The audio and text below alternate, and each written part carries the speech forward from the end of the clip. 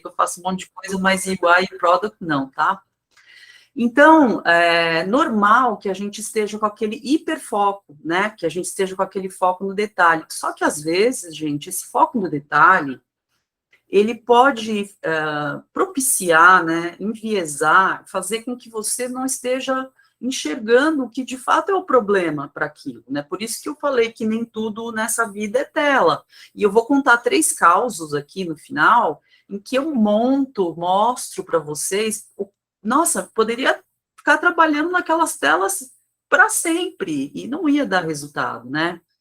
A gente, às vezes, o problema está em outro lugar. E é importante que ou você se ligue disso e saiba que isso pode estar acontecendo, né, e peça ajuda, né, ou que você avise alguém, enfim, né, porque imagina, aquele burn down chart lá no final da sprint nunca vai estar, né, verdinho, vai estar sempre vermelhinho, vai estar... Por quê? Porque você pegou uma bola quadrada, né, porque não é aquilo na tela que tem que ser resolvido, é uma outra coisa, né.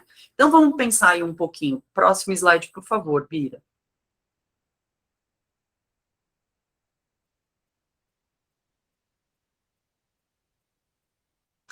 Olha só, o que que a gente faz, né? Somos aí especialistas em UI, né? Até em UX, em Product, na árvore. Tá lá pendurado, o cara entende de árvore, entende de subir em árvore, sabe que árvore é essa, olhou para aquele galho e falou, não, consigo subir aqui, não vou cair, consigo, vai dar tudo certo. É disso que eu estou falando, eu quero fazer essa metáfora para vocês entenderem, né, que tem a visão da árvore, tem inclusive a visão do que é esse fungo aqui na árvore, tá? Você pode ser super especialista, mas tem essa outra visão do próximo slide, Bira, por favor.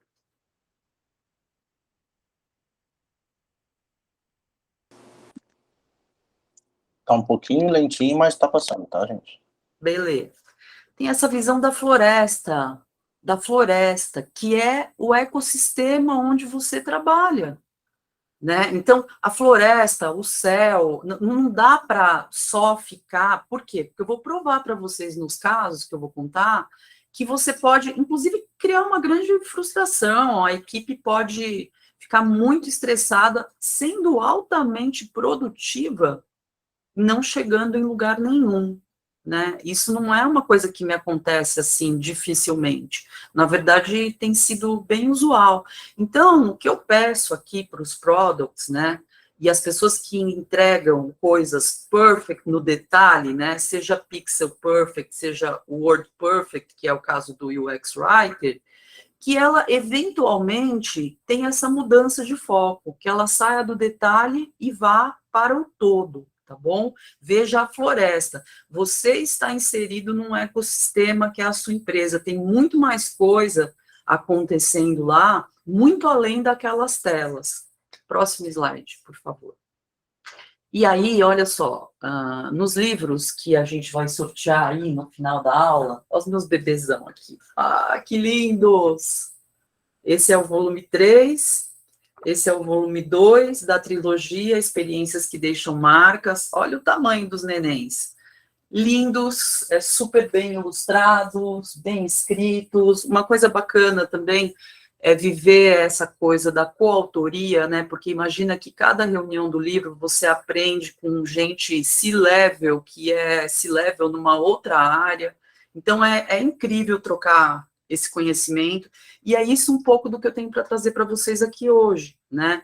Então, você pode estar inserido no ecossistema, onde tem aí todas as folhinhas dessa rosácea aqui do CX, do CX, né? Do Customer Experience. Olha só, tem preço, tem entrega de produto, tem atendimento, tem assistência técnica. Isso tudo, basicamente, é o Phygital, né, que é a mistura do mundo físico com o mundo digital. Tem experiência do usuário, tem protótipo de marca, tem propósito de marca, reputação de marca, bem importante, né? Propaganda, valores e ações, sustentabilidade, diversidade, inclusão, ESG, né? Então, tem uma série de coisas, o produto em si, né? Quais serviços que estão envolvidos. Olha o que é, né, uma visão da floresta aí do que está acontecendo. E no que isso te interessa? Visto que você pode estar numa empresa pequena, média ou grande, e tem outras pessoas, supostamente, tomando conta dessas coisas. Isso interessa quando esbarra na tua entrega. Porque você pode ficar rodando em falso dentro de um Aire, dentro de um app, dentro de um Aireflow, sem nunca saber o que está dando errado, se você não usufruir desse tipo de entregável que a gente vai ver aqui. Por favor, Bira, próximo slide. Gente, eu sei que vocês, como designers, estão acostumados com Canva, né?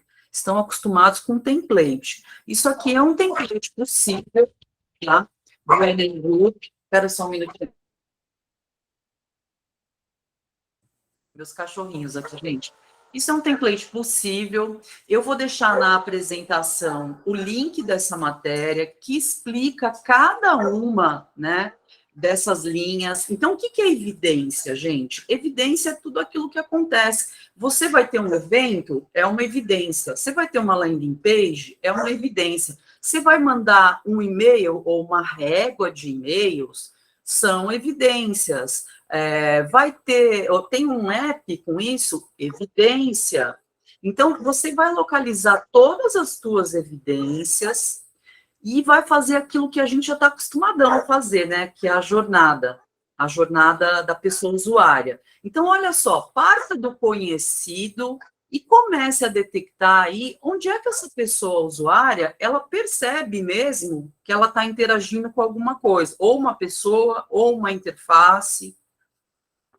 Mapeia tudo isso e depois, olha, isso fica muito de fora, né? O que acontece nos bastidores, né?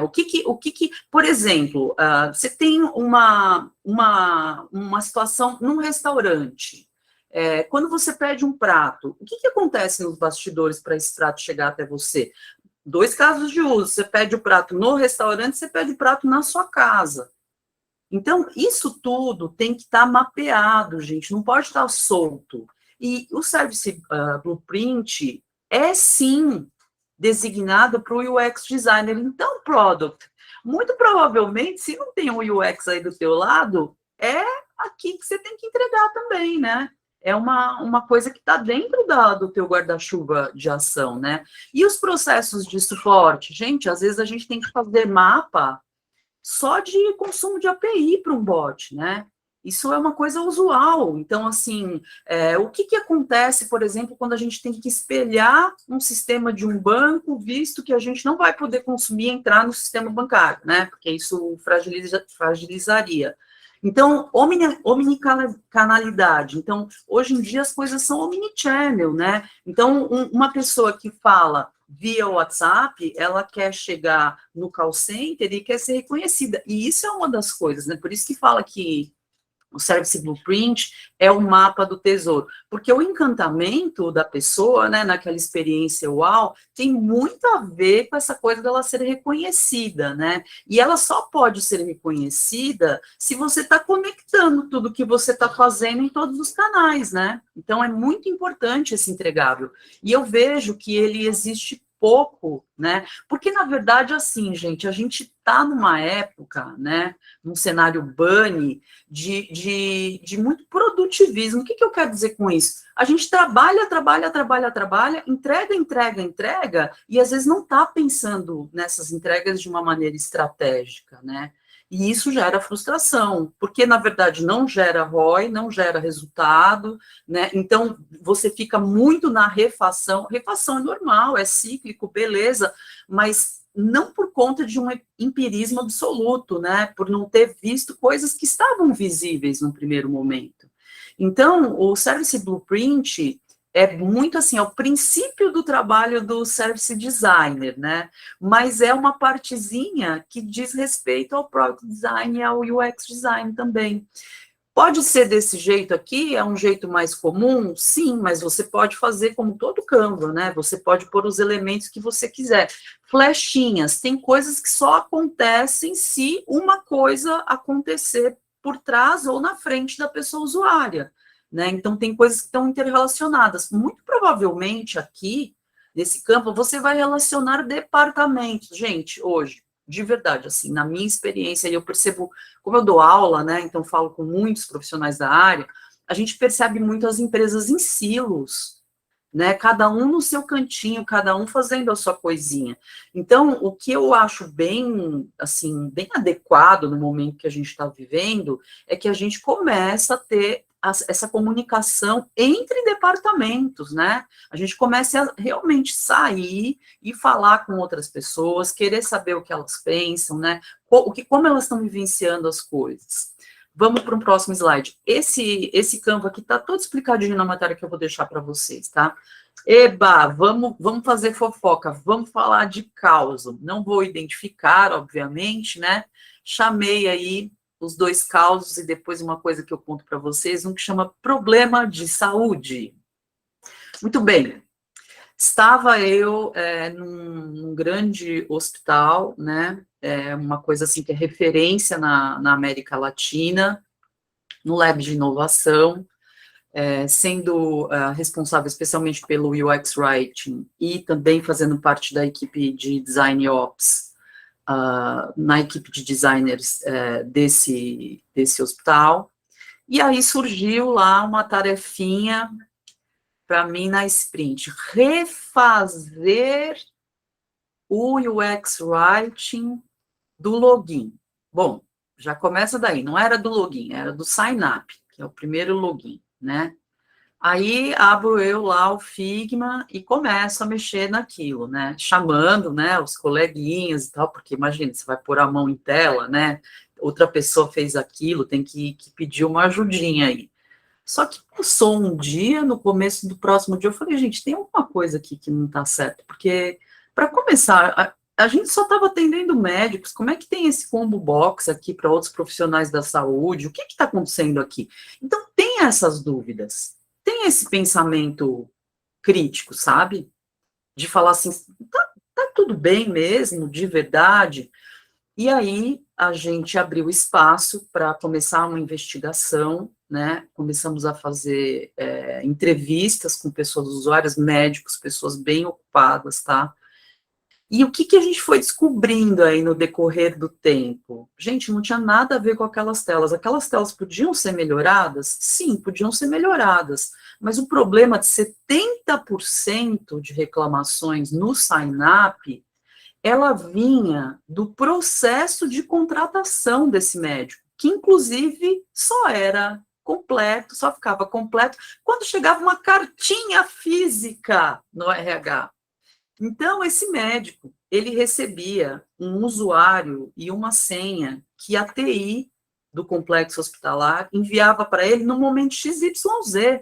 Em que e-mail? Não sabemos. Podia ser, eu tenho vários e-mails, você não tem? Então, imagina esse médico, cada minuto dele conta, né? Eles são muito delicados nessa questão do uso do tempo deles. Ele ter recebido lá um e-mail, sabe-se lá com que assunto, com que from, falando, olha, se você quiser se logar no app, você precisa usar isso aqui. E não tinha nada nessa tela dando referência para isso. Detalhe, se tivesse alguma coisa, veja o e-mail que você recebeu. Gente, não dá, né? Não dá para gerar aonde, quando, que e-mail, de quem. Então, simplesmente era um aplicativo que, nossa, folha de pagamento, super custos, que tinha um problema gravíssimo que estava impedindo que a maioria dos médicos pudessem usufruir do aplicativo. O aplicativo falava se o paciente estava no quarto ou não estava no quarto, ou seja, vou passar minha visita lá com o médico, o paciente está fazendo fisioterapia. O aplicativo falava isso, mas a maioria dos médicos não conseguiam se logar por conta justamente dessa questão da carta física de outro médico que chegava num momento não determinado, isso não estava previsto. Então, aqui, ó como não adiantou mexer em tela, podia ficar mexendo em tela para sempre, né? As telas poderiam melhorar? Sim, mas não ia resolver o problema.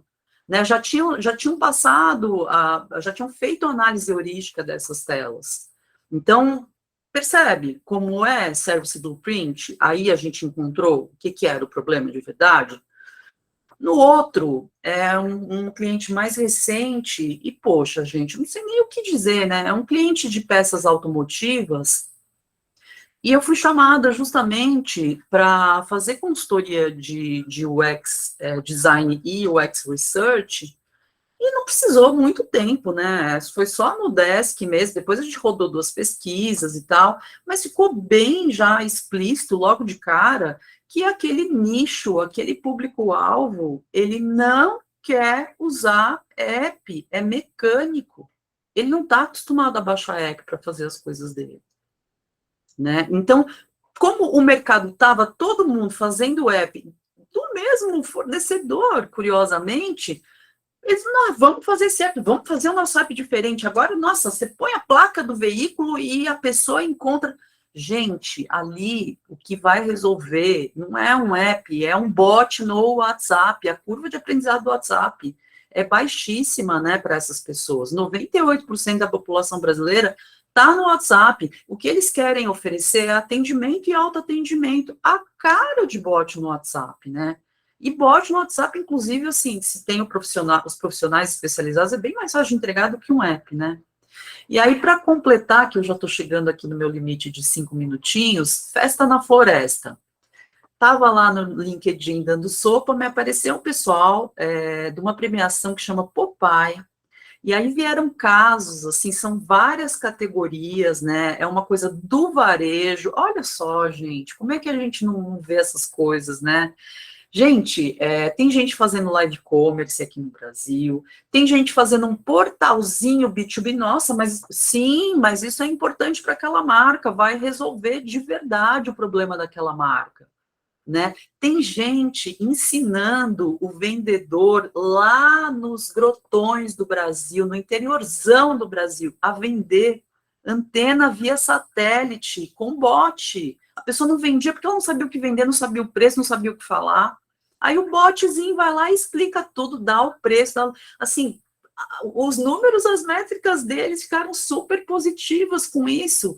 Tem gente entregando coisas que deveriam ser básicas, como o CRM dos e-mails, né? Quantos e-mails você recebe de uma mesma marca? Teu inbox está cheio de e-mail. Isso não só prejudica quem está te enviando e-mail que não tem nada a ver, como todo mundo que está te enviando e-mail, né? Então, um CRM básico nessa base, cara, as pessoas inscreveram para prêmio. Tem o Boticário aí fazendo lindamente, né? A possibilidade de você fazer o seu shampoo numa máquina lá, né? Então, você pega o quanto você quer de embalagem, pesa, né? O shampoo que você quer, experiências que vão muito além da tela. Standzinho de supermercado que dá o QR Code para a pessoa entrar numa página e descobrir por que aquele stand é sustentável. Então, eu acho que a gente tem que estar preparado para isso, para trabalhar junto e trabalhar com essa visão que, tudo bem, precisamos ser especialistas, super dedicados em algumas entregas, mas ver a árvore, né? Mas ver a floresta também, né? Eu acho que só aí a gente colhe frutos bacanas. Próximo slide, Bira. Ó, tô deixando aqui no site da editora os livros, né? Eu sou coautora no volume 2 e no volume 3, tem 20% de desconto, vale mais a pena do que na Amazon, mas também na Amazon tem lá as versões, se você quiser, né? E no final aqui da próxima aula, a gente vai sortear esses 2 livros, ó, estão no plástico, são os últimos 2 volumes. Põe seu endereço direitinho, hein, que eu que vou ter que levar ao correio isso aí, não me deixa numa confusão, tá bom? Próximo slide, Bira. É isso, gente. Bora pensar numa visão geral aí? Abrir um pouquinho mais, porque de repente você está lá lutando com uma tela num Airflow e alguma coisa está dando errado em outro lugar. Deixei aí o link da matéria do Norman Nielsen Group, tá? Deixei meus contatos, a minha consultoria, iloveux.com.br, meu e-mail, meu WhatsApp. Só vem. Beijo. Muitíssimo obrigado. Não falei para você que a mulher é fera, é referência, ela vem com livro, ela vem com um monte de coisa, gente. Muito obrigado, Andréia. Super legal os seus conteúdos aí. Eu acho que tem um monte de referência aí para quem principalmente está chegando na área aí para começar a se aprofundar e conhecer. Tem perguntas aqui para você, tem perguntas também que eu quero fazer. Vou dar a primeira palavra aqui, a pergunta do Vinícius, que já escreveu aqui no chat, que ele colocou assim, ó. O Vinícius Avelina, lá do Rio de Janeiro. Andréia, embora o CS e CX estejam fora do guarda-chuva de UI e UX, sua fala mostra que é possível e viável que atuem juntos.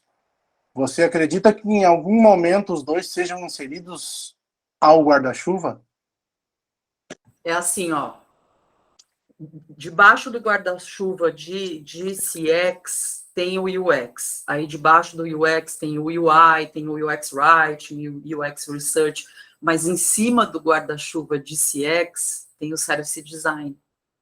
Então, na verdade, assim, é um guarda-chuva que sustenta outro guarda-chuva que sustenta outro guarda-chuva. Gente, eu mesma já atuei em várias, sabe?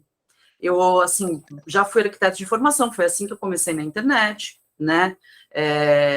Na verdade, comecei como conteudista. Só em 2015 que eu descobri, e muitas pessoas, eu descobri que eu era UX Writer. Eu falei, gente, mas eu escrevo todas as telas que eu desenho. Olha como isso chama. Chamava UI Writing antes, gente, não chamava UX Writing.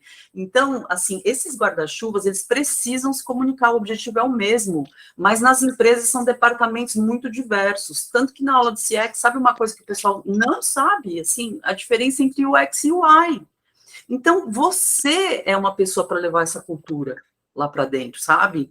O UXer, ele tem esse papel, né, de trazer uma nova cultura, de semear uma nova cultura dentro das empresas. Não é para isso que a gente serve? Não é bom fazer esse papel?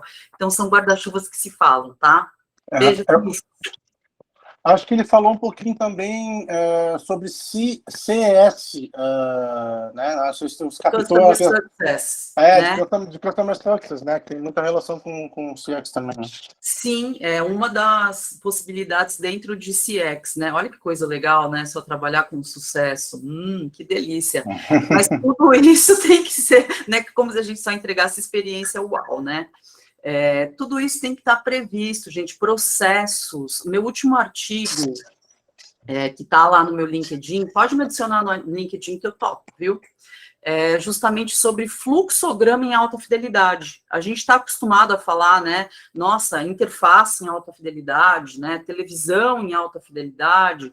Não, fluxograma que determina processos, tem que prever tudo, todo o cenário, todo o caso de uso. Né? Então, tem que estar em alta fidelidade também. Então, essas coisas todas, elas têm que se falar. Customer Success está dentro de Customer Experience, que, por sua vez, comporta o UX, que, por sua vez, comporta o Product Design. Então, a gente tem que se falar, tá?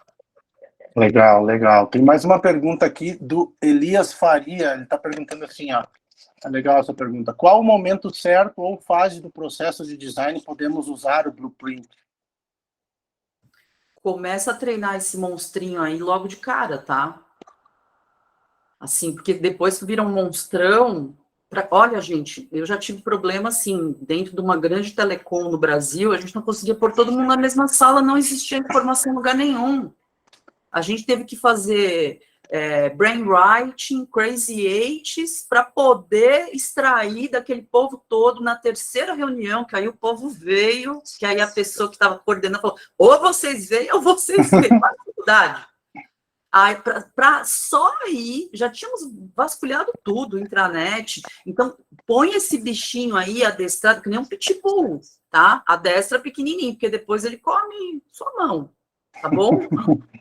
Eu acho que é bem por aí também. Eu acho que tem a questão de... o Blueprint também não é bala de prata, né, gente? A gente tem que usar ele o quanto antes para a gente dominar ele. Ele também é uma ferramenta processual, então, como eu sempre falo, quando é ferramenta processual, quanto mais você usa ele no seu processo, mais você entende ele, mais você vai pegando as manhas, como a gente fala, né, para pegar os atalhos da coisa.